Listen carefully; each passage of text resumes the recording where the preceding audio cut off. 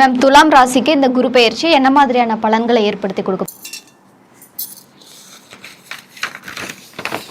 20-30 வயது நல்ல துலா ராசி அப்படின்னு சொல்லும் போது குரு பகவான் தசம கேந்திரத்துல வராரு.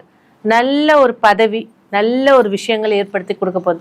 என்னதான் தத்துவம் சொல்லட்டும், 10ல குரு வந்தா பதவி போகட்டும்னு, ஆனா துலா ராசியை பொறுத்த வரைக்கும் இந்த குரு பகவான் இவங்களுக்கு முயற்சி ஸ்தானத்தையும் சுகஸ்தானத்தையும் தொடர்பு கொள்றாரு. கண்டிப்பாக துலா ராசி ஜெயிச்சு காட்டக்கூடிய ஆண்டாக இந்த குரு பயிற்சி அமைச்சு தரப்போகுது. முதல் விஷயமா பாத்தீங்கன்னா, இந்த துலா ராசி 20-30 காலேஜ்ல இப்ப 3rd இயர் இல்ல 2nd டிகிரி போடலான்னா தாராளமா போடலாம். அந்த படிப்பு இவங்க ஜெயிச்சு காட்டுவாங்க.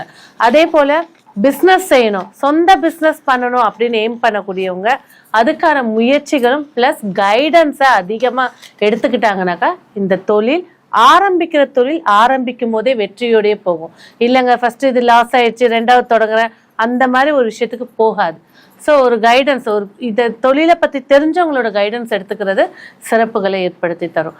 அதே நேரத்தில் 23-26 வயசு இருக்கக்கூடிய பெண்கள் கண்டிப்பாக யூட்ரஸ் சம்மந்தப்பட்ட விஷயங்கள், உடம்புல ரத்தம் சம்மந்தப்பட்ட விஷயங்கள் ரொம்ப கேர்ஃபுல்லாக இருக்கணும். ஏன்னா துளாராசிக்கு 5ல் ராகு இருக்குது, 6ல் சனி இருக்குது. இம்யூனிட்டி பவர் கொஞ்சம் லாஸ் ஆகிறதுக்கான வாய்ப்புகள் இருக்குது. ஹீமோக்ளோபின் சம்மந்தப்பட்ட விஷயத்தில், ரத்தத்தில் இருக்கக்கூடிய ஹீமோக்ளோபின் சம்மந்தப்பட்ட விஷயத்தில் இன்னும் கொஞ்சம் அதிக அக்கறை எடுத்துக்கிறது சிறப்புகளை தரும்.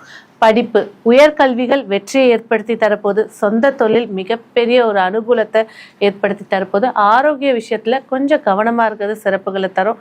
கண்டிப்பாக துலா ராசி இந்த வருடம் இந்த குரு பயிற்சி ஒரு இடம் வாங்கும். நல்ல உறுதியா எழுதி வச்சுக்கோங்க.